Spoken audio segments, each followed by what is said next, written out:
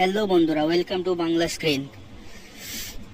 তো বন্ধুরা, আজকে আমি একটা সিনেমার নাম বলবো, দুটো সিনেমার নাম বলবো, যেটা রিলিজ হয়ে যাবে, একটা 2024 ডিসেম্বরে আর একটা 2025 এপ্রিল। আপনারা তো সবাই জানেন যে রকিং স্টার রিয়াজ কেজিএফ এর পর থেকে পুরো প্যান ইন্ডিয়া মুভির জন্য পুরো প্রস্তুত হয়ে গেছে ও। তারপরে আবার এই হেয়ার কাটটা তো দেখতে পাচ্ছেন, এটা হচ্ছে টক্সিকের লুক, যেটা অ্যানাউন্স হয়ে গেছে কিছুদিন আগেই। আমি ডিসক্রিপশনে লিঙ্কটা দিয়ে দেবো, সেটা দেখে নেবে।